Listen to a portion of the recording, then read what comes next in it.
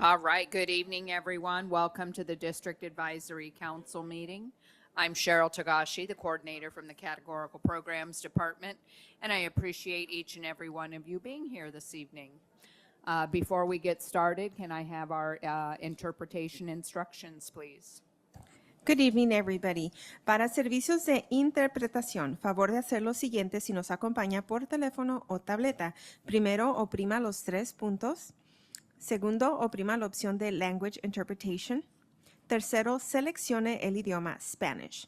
Después, deslice el botón de Mute Original Audio. Si nos acompaña por computadora, favor de hacer lo siguiente. Primero haga clic en el icono del globo localizado en la parte de abajo de su pantalla. Después escoja el idioma Spanish. Por último, seleccione Mute Original Audio. We will now move on to our chair, who will call the meeting to order. Good evening, everybody. Corinthia Williams. I am your chairperson for DAC. Hello, yay. All those people out there in the audience. Oh my God, we have a full house today. Yes. It's this time I am going to call the meeting to order at 5:03. Welcome again.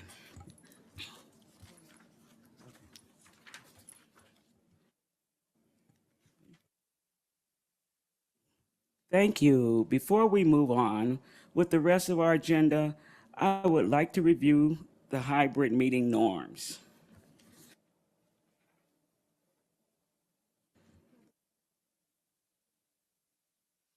If you're joining us in person, we ask that you enter the meeting prepared to be engaged. Sign in at the registration table. To ask a question, we ask that you use the burning question form and step up to the podium to ask your question. To motion or second a motion, we ask that you raise your hand and you state your first and last name. To vote, we ask that you raise your hand until the count is completed. And of course, enjoy the meeting.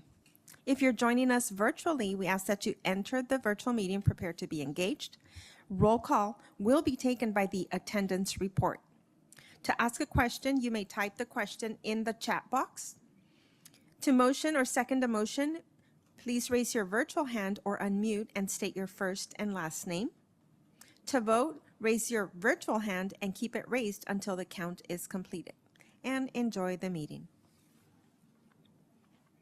Roll call will be taken by the attendance report from the Zoom meeting, and the in-person report, the attendance will be taken by the sign-in sheet. At this time, I would like for you to take out your DAC minutes and take a few minutes to review them. Last month, we discussed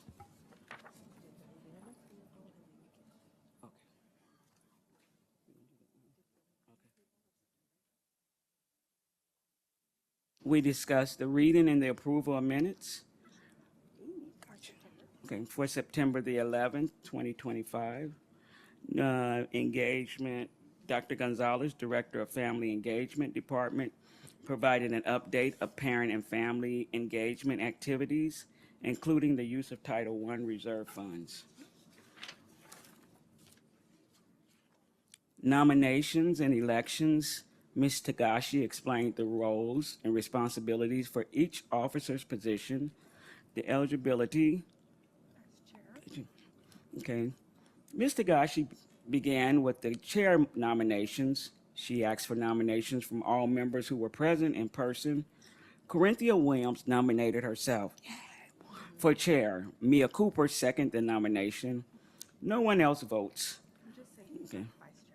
Okay. Vice chair winner was Mia Cooper. Secretary,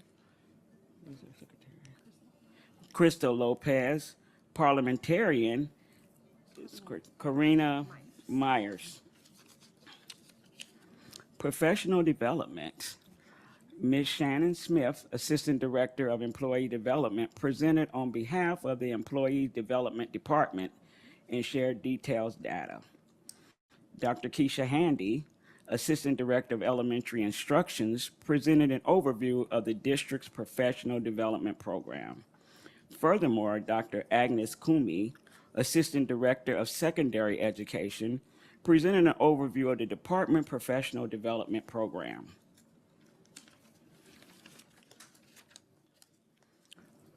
Local Control and Accountability Plan, also known as LCAP. Summary: Kimber Sargent, Director of Categorical Programs Department, presented an overview of the Local Control and Accountability Plan, emphasizing that it serves as the district strategy plans for student success. And lastly, Spring Submission, Con App Part 1. Kimber Sargent, Director of Categorical Programs, also presented an overview of the consolidated application process, which is required by the state of California to apply for the report on federally restricted program funds. As a reminder, we will take the vote from the DAC representatives. If the DAC alternative is not here in place of the representatives, the alternative is able to vote. Can I get a motion to approve the October 9th, 2025 minutes? Please state your first and last name.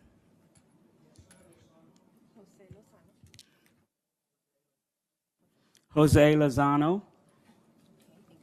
Thank you, Jose. Can I get a second?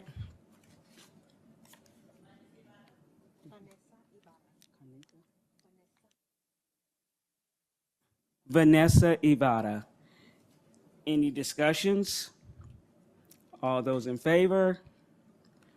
If you are joining us in person, please raise your hand to show your approval. If you are joining us via Zoom, please raise your virtual hand to show your approval. Any opposed? Any abstentions? Motion carries. Okay. We do not have a student leadership representative. Therefore, we will now move on to our next agenda line item. Thank you. There is no old business to address at this time.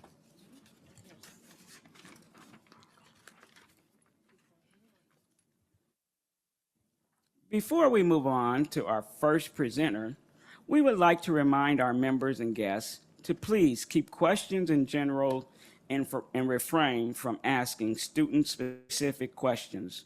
This is to ensure the privacy and confidentiality of all students and their families.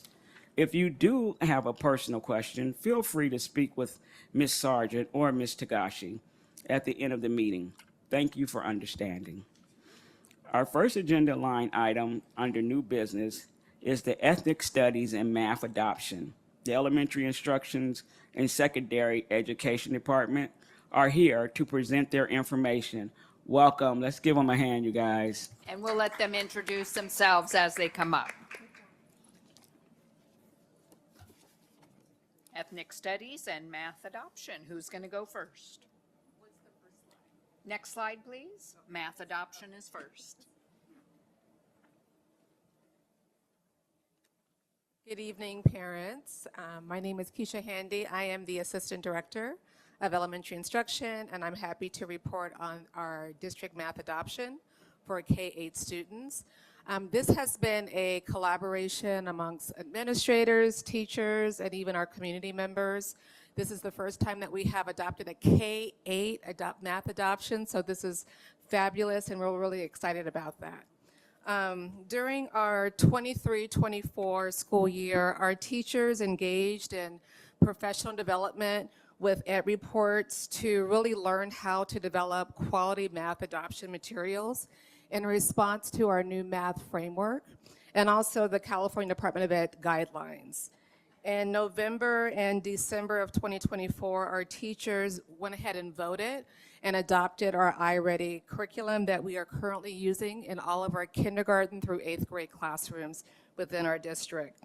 We also provided opportunities for community members to provide their feedback at many of our parent engagement centers that are located at our high schools, and we took all of that information into account when we went ahead and adopted this curriculum. I will be sharing information, just the overview of the iReady adoption for our kinder and 8th grade students. Next slide. The iReady curriculum is based on problem solving, and it's really around this model called Try, Discuss, and Connect framework. As you can see depicted in this picture, we have students that are utilizing many different math tools to make a conceptual or develop conceptual understanding about what it is that they're learning in math. There's lots of dialogue and communication amongst these students, and they're utilizing academic language to really make meaning and go deep in the math. Next slide. Within our Try, Discuss, Connect framework, the Try part of the framework, and that's really how the teachers are teaching it and really helping kids to think critically around mathematics.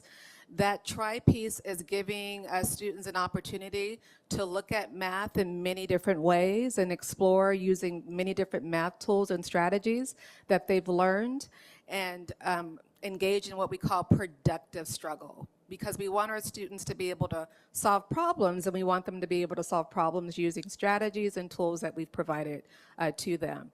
The discuss part of the framework is getting an opportunity for them to talk with their peers about their strategies and their approaches to solve the different word problems. And then in that discuss portion of the model, the teacher is selecting certain examples to share with other students, and the students are able to share within their classrooms about their different approaches and which approach is most efficient for them and why. And then lastly, that connect part is when they internalize the math, they reflect on what was difficult, any misconceptions that they had, and reflect on the best strategies and approaches to that math problem. It's not about just covering the math or completing many different problems. This instructional model is really helping them to think critically about what it is that they're doing and having more of a collective inquiry base in their understanding of the different standards and concepts that they're learning. Next slide. So as you can see here, this is an example of what a week looks like for one lesson. So in our previous adoption, we had like lesson 17, 18, 19, but one lesson spans over an entire week. And that first day is the explore day, and that's when they get an opportunity to explore different strategies or approaches that they might take based on their previous learning to try to attempt to solve a problem. At that time, the teacher will introduce new strategies and new math tools to see how they will decide how to use that information. And then on that second day, they move into the actual standard and get a little deeper into the understanding of whatever the concept and skill is within that standard. And each day it builds in complexity and rigor, helping the students get a little deeper in that math concept. That last day is the refine day, and that's when the teacher is able to assess whether or not the students have met the expectation of that lesson sequence. And during that time, they might do a little remediation, or if they did get it, a little bit more extension or enrichment, so they're progressing. So it really does capture those students who are progressing and capture those students that might be struggling. And on that fifth day is the day that we are refining that their understanding of the math that they're learning for that lesson. Next slide. All right, so this slide just pretty much sums up what the math adoption will be providing to our students.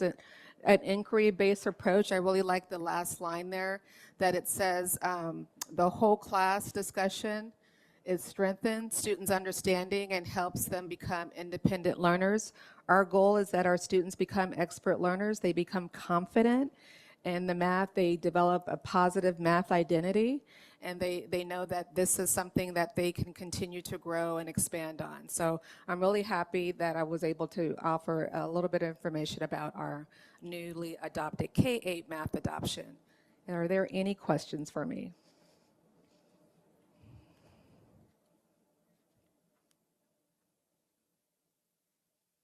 Okay, thank you so much. And I'm going to invite my partner, Jessica. Thank you, Dr. Handy. My name's Jessica Vile, and I'm a coordinator with Secondary Education, College, and Career. So I have the pleasure to present to you on behalf of my department in regards to the math adoption for our secondary schools. So we followed the same process as our elementary schools. And so we too used our ed reports, we met with classroom teachers, we did a pilot, we checked in with those teachers, and then our teachers also voted in December as to what adoption we would be using with our students. Next slide. So just like iReady has their Try, Discuss, Connect frameworks, CPM, which stands for College Preparatory Mathematics, it has its framework as well, and it's centered around 3 pillars called collaborative learning, problem solving, and mixed space practice. So a lot of people ask, why did we choose CPM? Well, it's what our kids deserve. Our kids deserve to be competitive in this global market. They deserve to have the rigorous mathematics experience so that they can compete with those in their community as they go on to careers and to college. So previously, our adoption, it emphasized a lot of memorization, a lot of procedures and facts and repetitive practice, and that's what our students were used to. So with CPM, it's more rigorous. It actually is asking students to engage in problem solving with challenging tasks that is done in a collective group. So they're encouraged to work with their groups, use their collective knowledge to engage in these tasks. And what that does is it goes where our students aren't just doing short-term memory when they're memorizing facts, but it's actually helping them move to the long-term memory where they're able to apply that mathematics in more challenging situations. So here's an infographic of those 3 pillars again. You can see it's centered around the collaborative learning, the problem-based learning, and the mixed space practice. The nice piece about CPM is they don't expect mastery that first unit or that first section that they're doing. It's that mixed space practice. The kids are constantly engaging in this mathematics over and over again, and it's going deeper and deeper. And so that's going to give them a very rich math education, and that is what our colleges and even our career partners have asked, is that we really are helping our students with that problem solving in mathematics. This is just an infographic showing how we were teaching, right? So a lot of times it's teacher-centered. It's a lot of what we experienced when we were in school, right? Teacher was there, teacher gave us notes, they did an example, and then the students did an example just like the teacher. Okay? Students work on their own, right? What we found is, again, it's only sticking in their short term, and they're not always able to apply it to a new situation. So the great thing about CPM is that all students are engaged in that problem solving at the beginning. So they're all using their collective knowledge, their resources to engage in this collective learning. And then the teacher is there as a facilitator. So they're guiding the students. We call it productive struggle. The students aren't used to it, but the teachers are there to probe and prompt students, not to give them the answers. And so if a teacher does see the students are struggling, that's when they would step in, and sometimes they call it a huddle, and that's where one group member would come up to the teacher, they give them a hint, maybe the teacher decides to reteach, and then the group goes back to problem solving again. Any questions on the secondary math adoption? That is going to be for grades 9 through 12, and some middle schools that are offering integrated math 1. Yes, Ms. Zavala.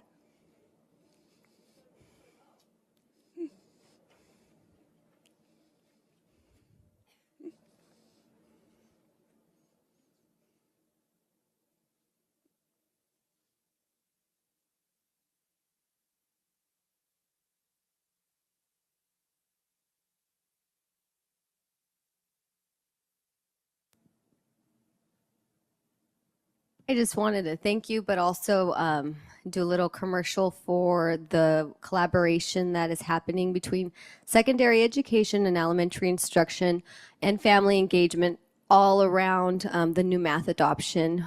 Coming up, our second workshop actually will be on December 2nd, where the program specialists from elementary instruction, secondary education will be hosting workshops for families on the curriculum. So they'll walk families through the concepts, they'll have discussions, they'll practice, and really give them a broad understanding of what the adoption is and also the resources available to families in order to support their child at home. So I just wanted to reiterate that because it's a beautiful collaboration. We're all about making sure our families have access and understanding to what this new adoption is, but at the same time, give that space to our educators first to be able to practice using that adoption.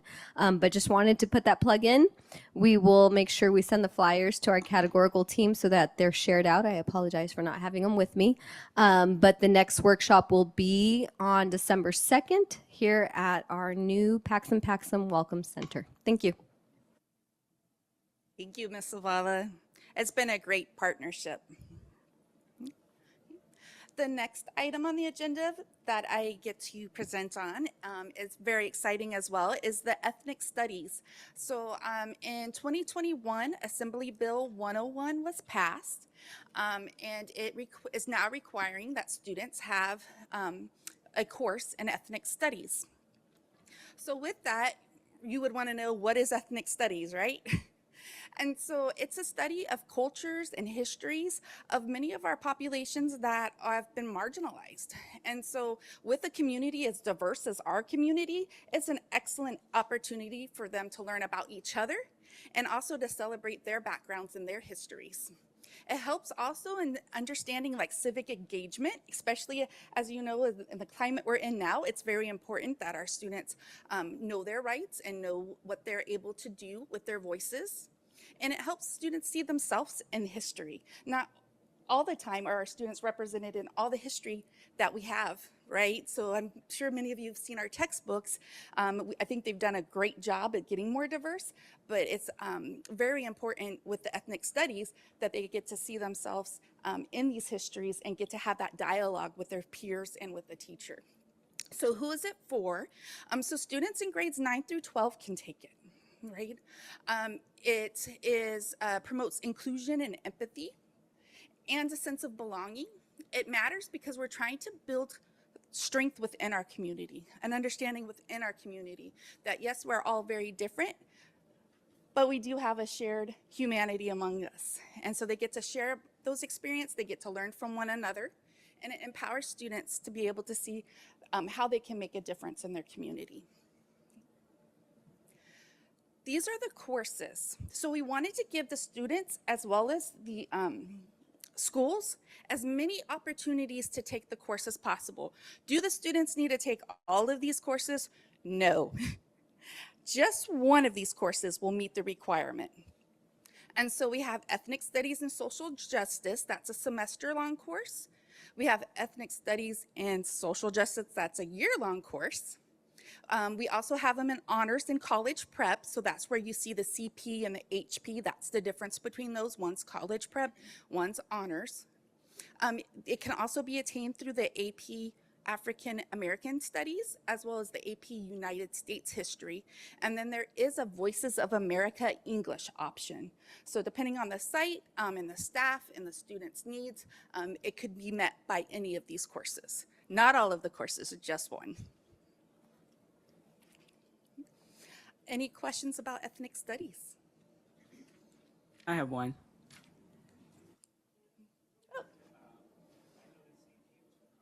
I'm sorry, was for college prep. What is the CLP? That would be for our students that are English learners. So it'd be a college preparatory, but the teacher would also be being mindful of the English learners and the strategies to use with them. Great question. Thank you. Thank you very much. Let's give our presenters from elementary instruction and secondary instruction a great big hand for presenting on our math adoption and ethnic studies program. All right, our next agenda item. Before we take any questions, we want to move on, right? We just want to provide a friendly reminder to our members and guests in order to honor everyone's time that we will take no more than 3 questions from those joining us in person and no more than 3 questions from those joining us virtually. Once we reach that point, we ask that you use the burning questions form, which is the yellow sheet that you should see in your packet. It's a yellow form, a half slip. And those questions, the forms can be turned in at the sign-in table prior to leaving today's meeting so that we can make sure to address them. We will move on to the next agenda line item, the STEAM department, which stands for Science, Technology, Engineering, Arts, and Mathematics. And let's give Dr. Randy Clyde a big hand for being here this evening. I'll let him introduce himself.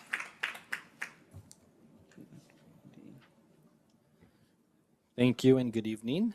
Dr. Randy Clyde, Director of STEAM and Innovation. So providing a quick update here. So STEAM in San Bernardino Unified does stand for Science, Technology, Engineering, Arts, and Mathematics. But more specifically, the programming focuses around robotics, computer science, engineering, designing, digital arts, media. So anything innovative and using a variety of innovative technologies for our students.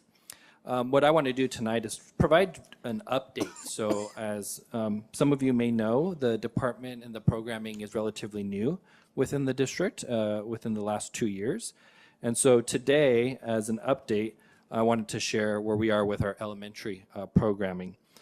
Currently, to date, we have 22 schools who are providing weekly designated STEAM time for grades K through 6 during the regular school day. And so these programs are engaging our scholars in things related to 3D printing, robotics, coding, video production, and virtual reality. Also, for our middle schools, for the first time, I think ever, all our middle schools are now providing at least one STEAM elective, or they're all providing a STEAM elective within their programming.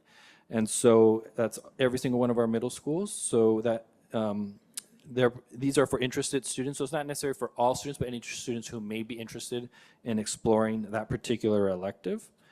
And then we are also continuing to expand our computer science training with UC Davis through our C-STEM program.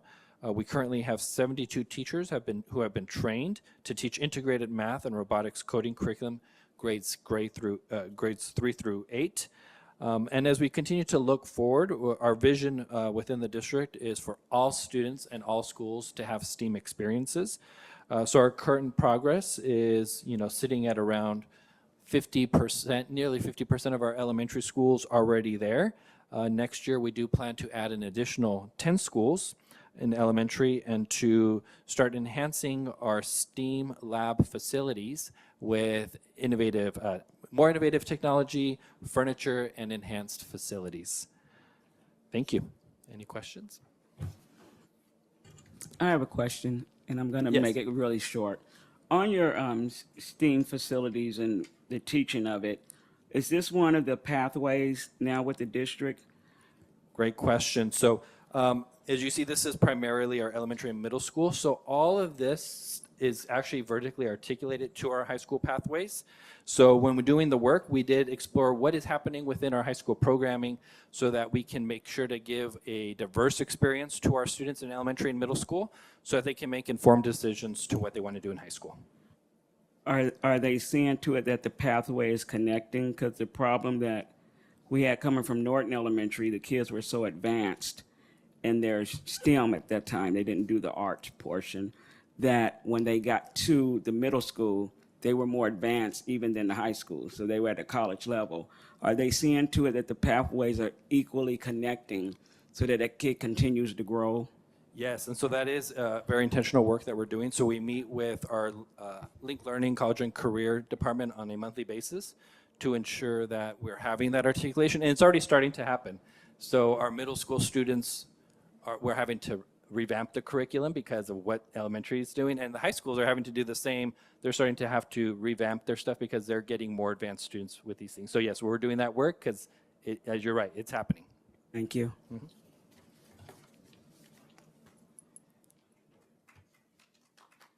give him a hand. Excellent. Yes, give Dr. Clyde a big hand, please. Thank you so much. Next item. We will now move on to the presentation of the expanded learning programs. With us today is the expanded learning department. And we'll let our director introduce herself.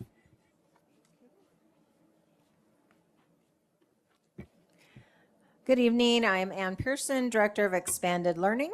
To give an overview of expanded learning for you, we have also a short little video. Hopefully I don't go too long. Sorry, it's kind of excited. Okay, next slide. So just to let you know that with our expanded learning program, EXL for short, we've aligned the before and after school programming with the Vision 2030 pillars for our district of Shines, and it's there on the slide. Go ahead and go to the next slide. Some fast facts. Currently, we have over 17,000 students enrolled in the before and after school programming. I actually just looked at numbers today again, and that's closer to the 20,000 mark now. Just very quickly, hours for sunrise, they vary just a little bit. At elementary, it's 7:15 a.m. to breakfast. And then for our PM TK students, it's 7:15 a.m. to lunch. We call it extended sunrise. Their actual academic portion of that program begins right after lunch. And then if there are super TKers, as I like to call them, they can actually come back after as well at 3:30 to our CAPS portion of the program. For middle school, sunrise is 7 a.m. to breakfast, and high school is 7:15 a.m. to breakfast, and this is offered at all of our schools, just so you know. Hours for CAPS, all schools, it's offered at all of our schools, end of instructional time until 6 p.m. That varies between the middle and the high schools, but it all goes till 6. And then for our AM TK students, it's end of lunch to 6 p.m. They're like our super CAPS babies. So what does it look like in action? And it's nice to kind of follow our STEAM presentation because our enrichment block, which is one of our 3 blocks required by the state, we do quite a bit of STEAM, but this is also where we include music, arts, career exploration as well. Academic, most of that block is used for homework help. It can also be used for tutoring and some digital curriculum as well. And then our rec block can be sports, gardening, as well as clubs. The expanded portion of our expanded program is 30 additional days. That came about in December of 2021 when we started the ELOP funding that was offered by the state. So we are required to have 30 additional days. This is, you'll usually see this with our intersessions, winter break, spring break, and summer portion as well. We can do academic camps. Sometimes it helps with our CASP, our LPAC prep, science and music camps. We have a GATE week-long camp that is done in the summer, and field trips are taken a lot during this time as well. So just a few examples back to the pillars that we talked about because we are aligned with the Vision 30. So some of the things you might see under strong is college competitive index, and that just means well-rounded, right? So we want to make sure we have well-rounded kids. And so some of the things that we offer after school can be sports, it can be music, dance, all sorts of great things that are being offered by our enrichment vendors. The high expectation goes with the tutoring, academic and innovations, that sort of thing. Involvement, we have our family events, community partnerships. Nutrition, health, and wellness, the N part of Shines. We offer supper, not snack, at all of our schools. We're working with Nutrition Services. It was one of their big goals to make sure that all of our programs offer that. In the beginning, I think we had maybe 14 schools that offered supper, and now it's at all of our schools that they get supper instead of snack. We have club sports that were offered because that gets to be very expensive if any of you have ever had any of your kiddos in any kind of travel ball, so we offer that as well. Safety around water called SAW, we're drown proofing our second graders, and you can see a few of the other things that goes with that. Equity, we have clubs for our moderate, severe kiddos for our special education population. We have different cultural dance programs and just a whole variety of enrichment vendors for that. And then for the S, for safe, secure, and attractive learning environments, we have helped fund those STEAM labs that Dr. Clyde was talking about, Animaker spaces. We also use ELOP funding for campus security and facility projects. So that's how we've aligned with that. And so how do we measure it? These are just some key measurables that we've talked about. How do we measure the shine? So we can use panorama surveys for the sense of belonging. Academic success, we have the yearly student surveys.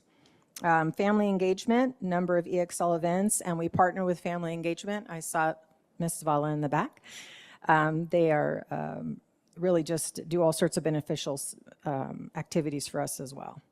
Health and wellness, we have that supper participation, and we have been told that chronic absenteeism, we help out with that. If kids want to come to do something before or after school, they got to come to school to do it. And then equity and safety, we include all of our learners, and we're hoping that we are having some inspiring facilities that we've helped fund. So the next is a video that's just going to show a few of the highlights so far. So you're going to see our annual symposium training. We do monthly trainings, but we have a very big training in the summer where we train all of our third-party vendors that run our programs. It's in July.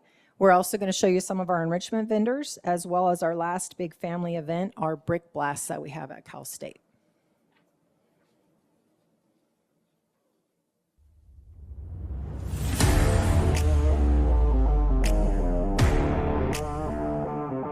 Our theme is it's out of this world. EXL is out of this world.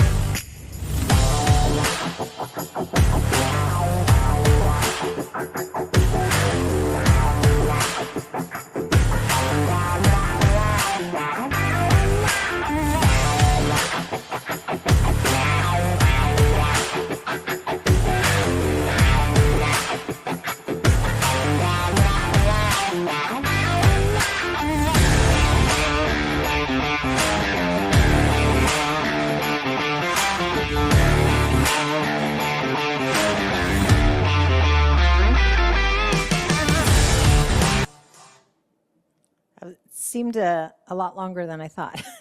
Sorry. Next slide. Okay. So this is just in writing some more of those highlights that you were able to see in the last video. Again, a big shout out to all of the other departments we work with. I know Family Engagement was at our Brick Blast. We had preschool. We had the STEAM department. Just all sorts of different departments that come out and team with us, which we're very grateful for. So there is a nice QR code there. And what we'd love to do is hear from you. So we would appreciate it if you could scan the QR code either here or at home. Just fill out, it's a very short survey because we want to continue to improve our offerings and see if we don't have something already in place, that we can look for it if it's something that you guys are interested in. That's all I have. Thank you, Ms. Pearson. Are there any questions? Ms. Lopez?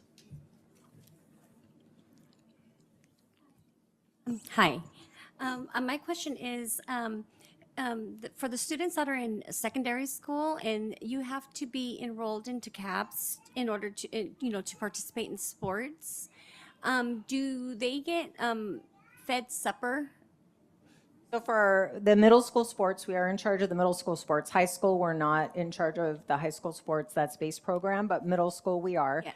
And so they have the opportunity to go eat supper. It's right after school ends. However, some of our athletes, and I have 3 kids, all grown, and they were all athletes. Some of them don't want to eat until after practice, depending on how rigorous that is. Some of them get sick to their stomach. I know some don't. They were great. They wanted to fuel up, and they were fine. So it is offered. We don't ever force kids to eat, but supper is offered to those athletes, and it is served right after school is out. So I can't guarantee that they all take advantage of it, but it is offered to them. I think it just depends on how they do with rigorous activity and having a full stomach. Thank you. Okay, Ms. Pearson, I have one caveat that you left out. Oh. First of all, I want to say thank you. Your presentation is wonderful. As a tutor, RSP tutor at Norton's, which you forgot to mention to them, with her approval, they put together for a CAPS after-school program, and I'm sure Norton's is the first one to do this, and all the schools will follow because Ms. Pearson approved and said okay, and I'm grateful for her. I hold SDC. I have a class for all of our SDC students. So in CAPS, they come there. So we can keep them all aligned and on the same thing with what they're learning and continue to learn. So as somebody with SDC, and she saw also the need, she and Ms. Benoit. And I want to tell you, thank you. And I'm sure that's something that's going to grow because a lot of the parents feel safe with their kid now in the class with somebody that's experienced and knows how the special education department works. So thank you. Thank you. That was your principal. I just said yes. That was her idea. And it's easy to say yes, right? Yeah. So coming up with those ideas, as long as I'm able to say yes, I'm happy to do that. So, but thank you for doing that because that's a lot more time that you're also staying as well. So it's a long day. So, but I appreciate you for doing that too. I appreciate My you. pleasure. Thank you. Thank you. Can we all give Ms. Pearson a hand, please? Absolutely. Thank you so much for being here. We appreciate it. Next item on the agenda, item D.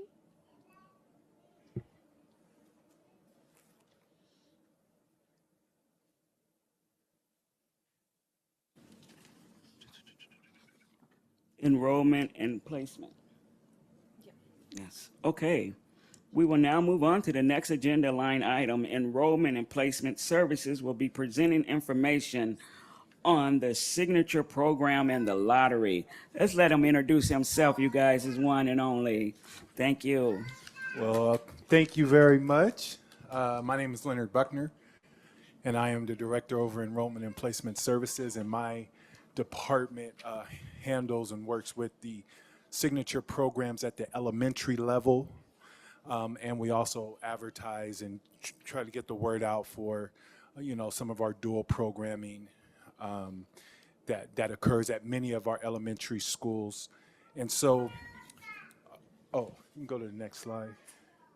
So in the beginning, just for everybody to know, in order to participate in signature programs, you must be enrolled in our school district. And if you are new coming in, like for the new school year, we want you to go to Aries Online Enrollment and do the pre-enrollment for the upcoming school year. So usually our students come in generally maybe kinder, first grade.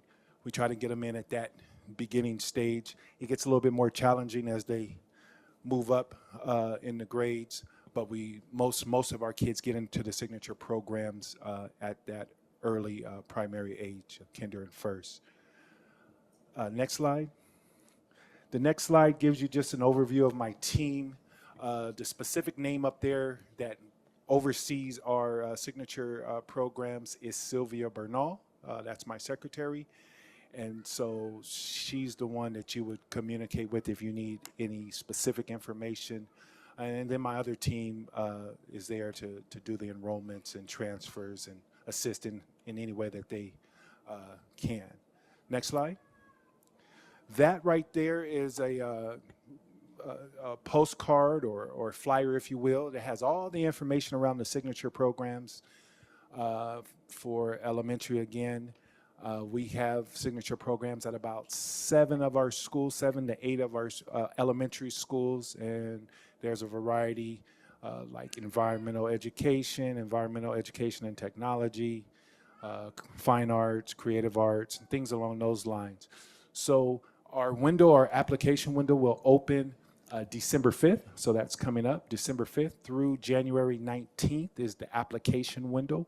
And again, to go to these schools, the criteria is there's space in those programs. If there's no space in the program, we put you on a wait list and see if space would open up. So that's the criteria, is that there is space in those programs. So we work closely with our elementary schools that have those programs. Also, you'll find, if you do the QR codes up there, you'll find that you'll see all the dual immersion classrooms, or not classrooms, but schools. We have a lot at the elementary, 2 at the middle school, and then 1 dual immersion at the high school, San Bernardino High School to be exact. But you'll get more details exactly what each school does along those signature programs. This slide here kind of gives you the process. Families submit their application. Now, if there are more applications than space, that's when we will actually do a lottery. And so then the lottery would be done, and we would do it virtually. So our tentative date, if we need to do the lottery, we haven't had to do it for a few years, but if we need to do it, it'll be done in February of 2026. February 18th, I believe, is what we have set. We would do it virtually.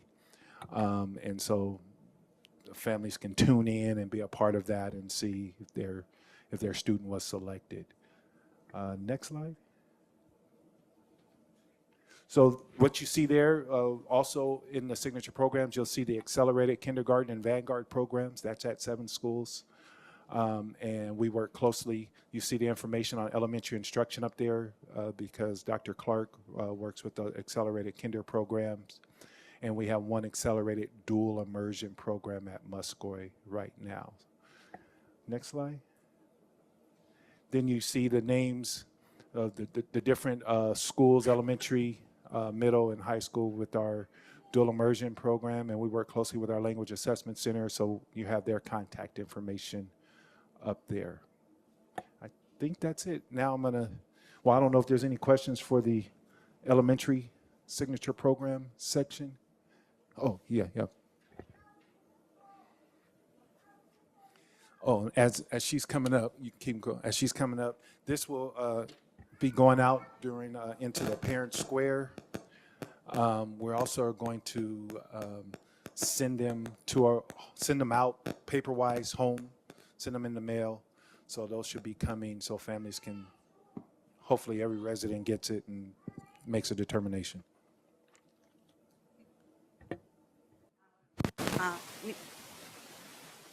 Mi pregunta es, para los que tienen primarias duales, para ir a las secundarias, ¿tienen que registrarse también?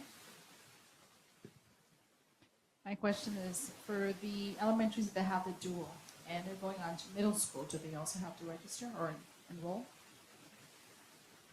That's a good question. If you're already in the dual program, generally, Because the dual program when they go to middle school will be Arrowview or Serrano. So I would advise you to communicate with our LAC just to make sure that they're on that track, because sometimes we have more dual students for whatever reason they may not have enough sections when they get to the middle school. So I would communicate with the LAC and they can kind of let you know, oh yeah, you're scheduled to go to Arrowview or Serrano, depending on where you're. Sería recomendable que en estas fechas que son los enrollment, uno se verificara si el estudiante si quedaría en dual y si no, para poderlo registrar. So what I recommend is that during these days where you're doing the enrollment, to verify if the students are going to stay in the dual or are they going to leave the dual program. Yes, parents should definitely do that. They should verify. Yeah. Now, let me just be clear. This students are already enrolled. So like you might have a student that's 5th grade in dual program right now. They're already enrolled in our school district. So I would just verify that they're going to stay in that program as they transition to middle school, because they don't have to redo an enrollment. They just need to see that they're going to stay in the program. Oh, well, for staying in the dual program, they're going to do that through the Language Assessment Center. So we have the contact information on there, so they can call the Language Assessment Center and say, hey, my student's a 5th grader. They're going to be going to. Then go to dorm immersion. It's not a homeschool. And when they go to the middle school,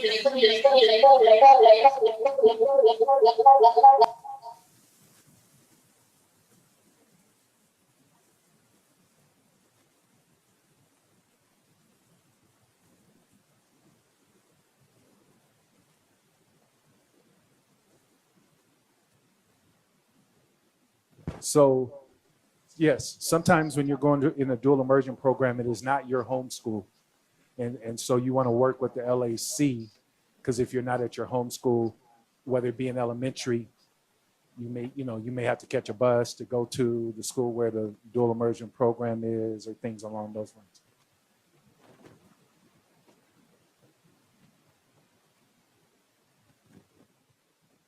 Yes, some students, if it's not at their home school, the parents may say, we need to make sure it's closer to where, where we live or whatever, and they choose to, not have them go because it isn't at their home school. It may not be.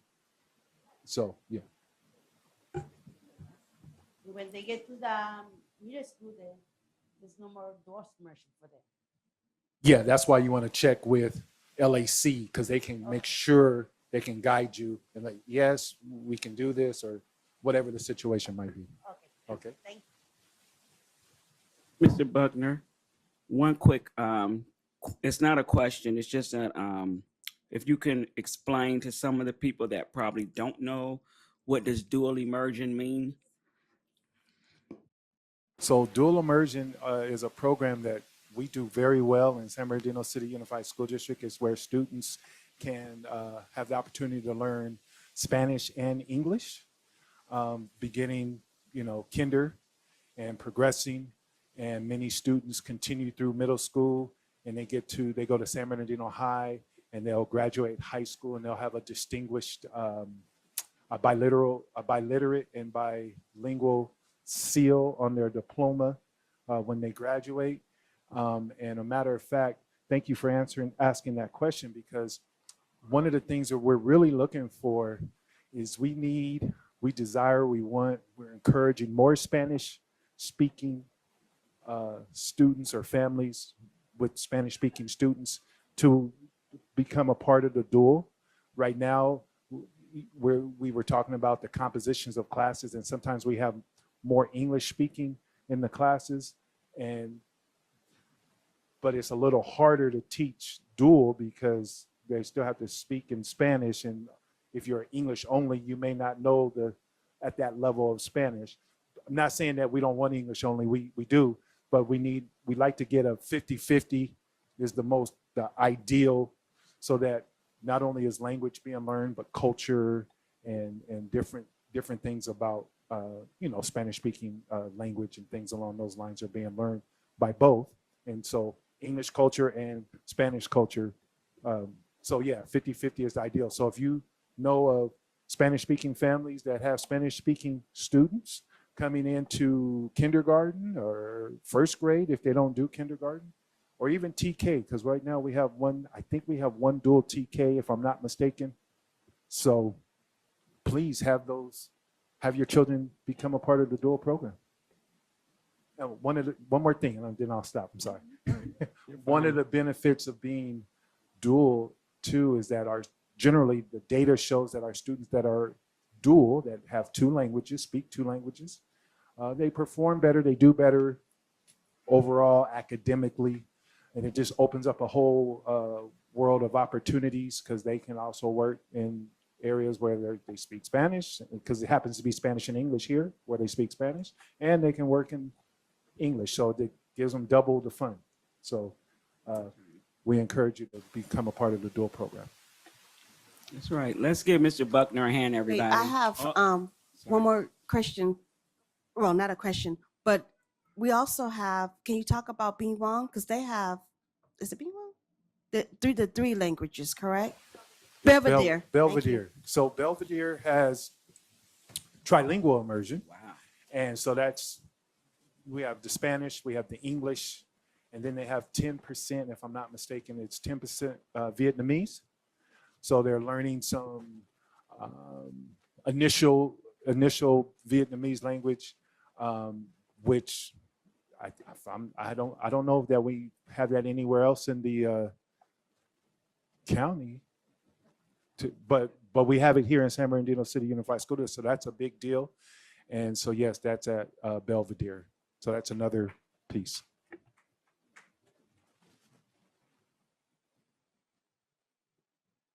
Thank you, Mr. Buckner.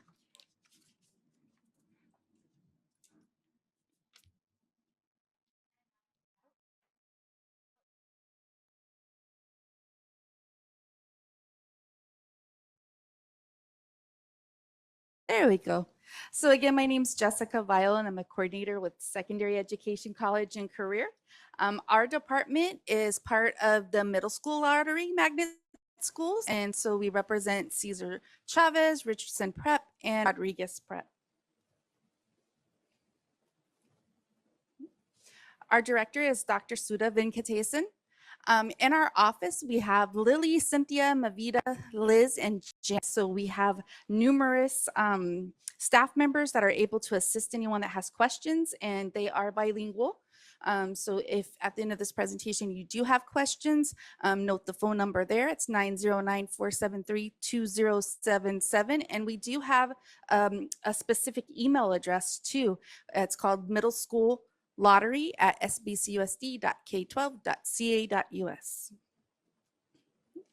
Our timeline for these three schools is we already announced the lottery that went out via Parent Square in October. Eligibility notices, families should be receiving that now. So that's this month. And then next month, the families that have received these notices are able to apply. And that's via online, and the information is in those notices. And then the lottery itself, the drawing will be taking place in January. And then students, you should know your students' placements by March. The eligibility criteria is they must live within our district boundaries.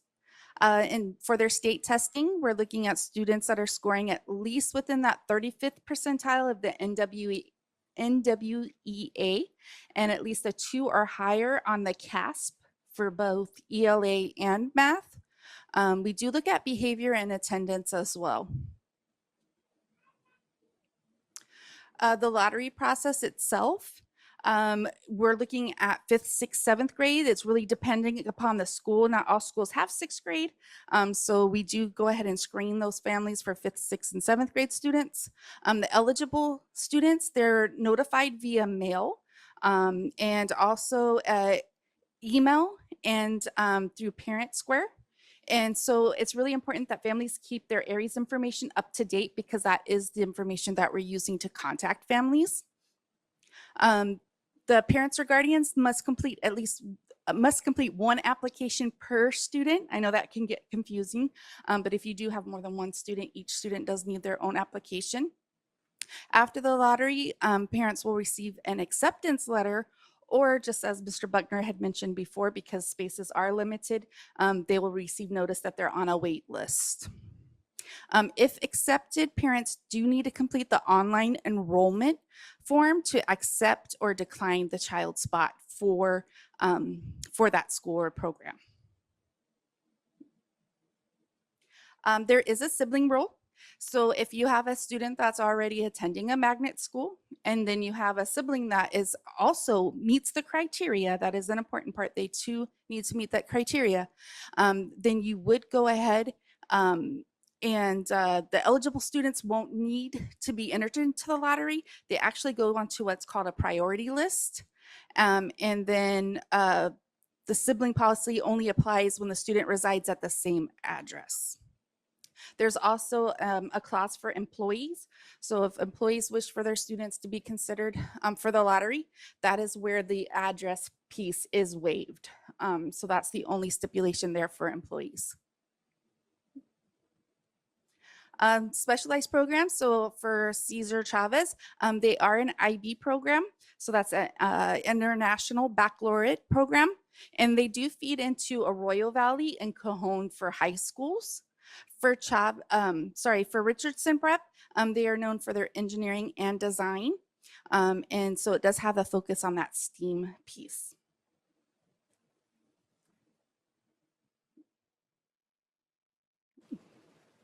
Are there any questions? I have one question. I'm going to make it quick. Yes. On the criterias, are there any exceptions? As far as the reason I ask is sometimes you'll have a kid that this might help that kid that's probably not quite meeting the state testing and the behavior and the whole bit, but this might help that kid. Is there any exceptions that you all would take if a family member came in and explained, I think this would help, or a principal said, I think this would help this kid, although he doesn't, the state testing and all the scores are not here, the behavior might curtail this student? No, not at this time. They do need to meet that eligibility criteria. Thank you. We do have another question from one of our virtual attendees. Yes. Consuelo, si hace favor de prender su micrófono para que haga su pregunta, porque no sé a cuáles exámenes se está refiriendo. Buenas tardes, soy Consuelo Rubio, representa Bradley. En los exámenes que le aplican a los estudiantes que son elegibles es el NWA, el CAS, pero ¿cuándo es específicamente que les hacen esos exámenes? ¿Cuando se abre la ventana o se los hacen antes de que termine el año escolar para que sean elegibles? So my name is Consuelo Rubio. I represent Bradley Elementary. So the exams that I'm referring to are the NWA or the CASP. So my question is, when in the school year they need to take those exams?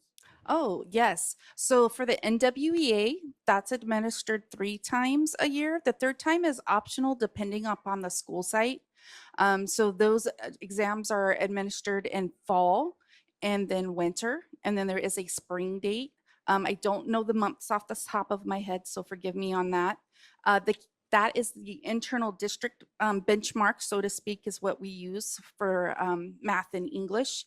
For the CASP, that window will open in the spring. Most schools will test in April, but there is a window that goes from April to May. And so we would look at both scores, and whichever one is higher is the one that we would use to consider for your student. There are no further Está muy bien, questions. gracias. Yeah, the most current. Thank you very much. Thank you. Can you give her a hand, please? We truly appreciate all our presenters this evening. Let's give them all a great big hand, please. Next item on the agenda.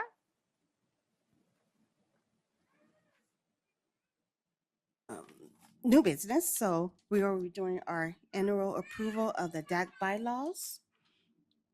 As a reminder, we will take the votes from the DAC representative. If the DAC alternative is here in place of the representative, the alternative is able to vote. All right, you should have a copy of the District Advisory Council bylaws in your packet. There should be a copy in English and in Spanish. These bylaws were handed out at the last meeting so that you could review them before this evening. And in between the two meetings, the DAC board and leadership met to review these bylaws as well. And they made one recommendation for revision. Let me explain what that recommendation is. If you open your packet to page 3, at the very bottom of the page under Article 4, DAC Executive Board, Section 3, Qualifications.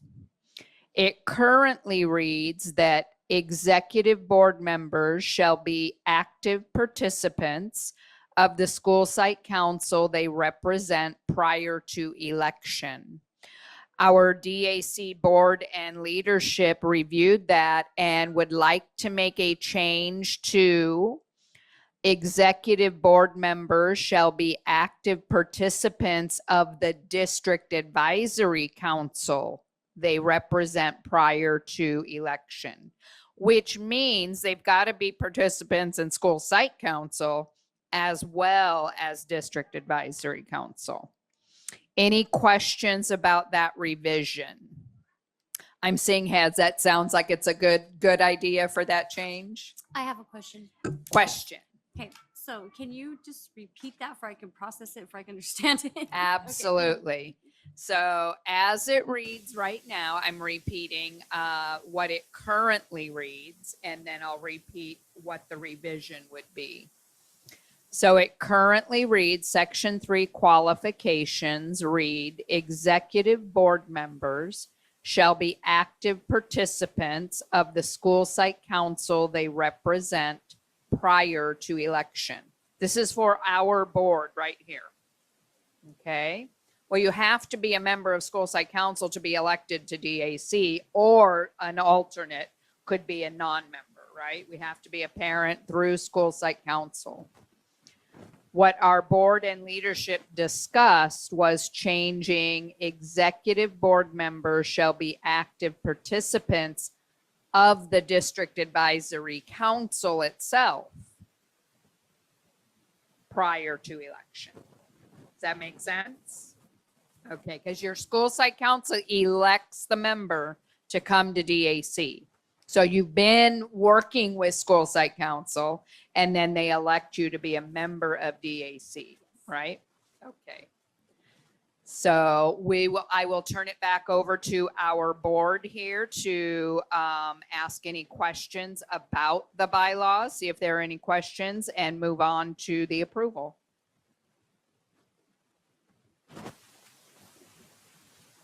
Okay, can I get a motion to approve the DAC bylaws? Please state your first and last name. Can you repeat your first and last name? Okay, they got it? Okay, thank you. Can I get a second? Please state your first and last name. Crystal Lopez. Oh, you want maybe.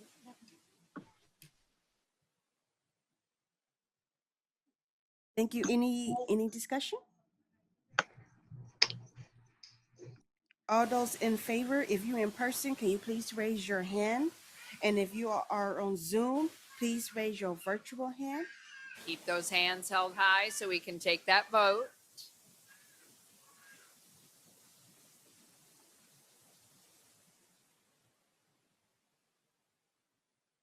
Okay.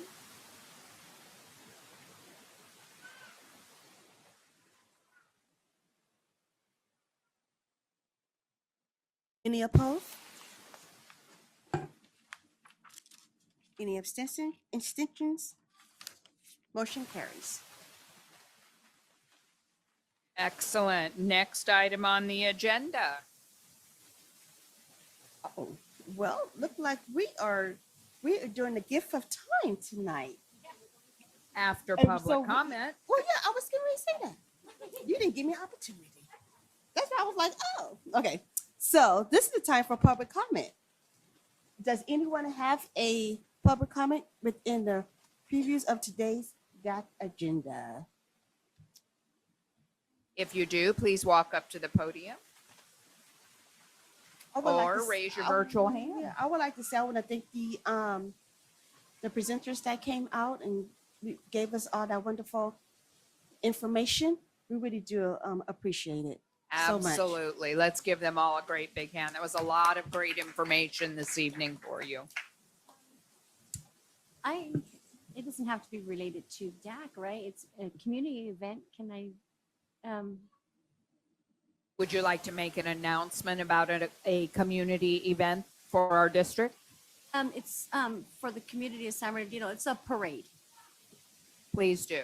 Okay, so in December we're going to be having.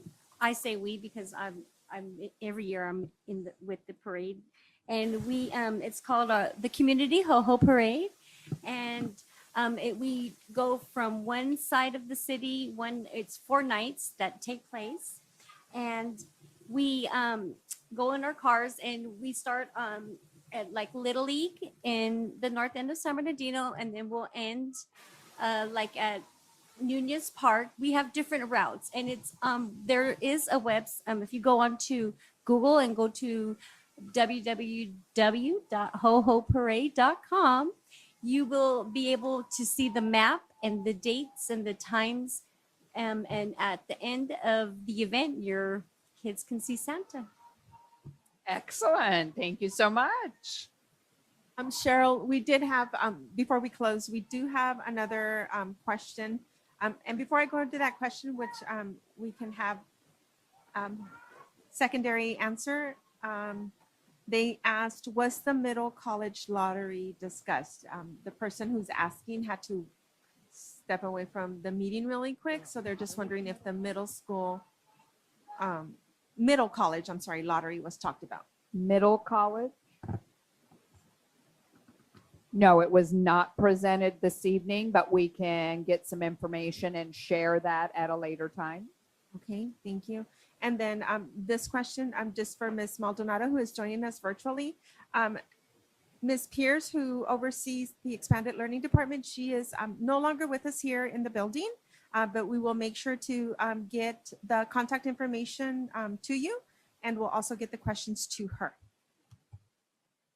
Excellent. Thank you.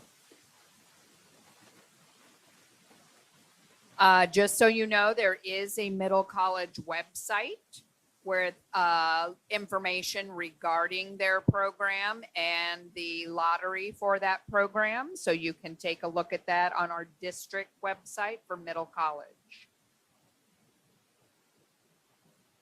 And before I forget, in your handout, there is a District Advisory Council report from our October meeting. Please make sure you take that back to your school site councils to give an update to your school site council. Tonight's meeting, we will present those minutes with the English and Spanish version at our December meeting, along with the parent report from our November meeting at that time.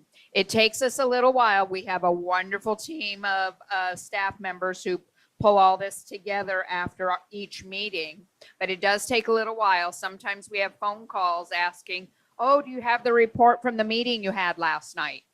Well, it takes us a couple of weeks to get everything pulled together and translated and so forth. So the report will be provided to you the following month. Okay, so you just give the update for the meeting with the information that you have in tonight's packet. Okay. And of course you can share what you remember, but then they'll have a written copy next month.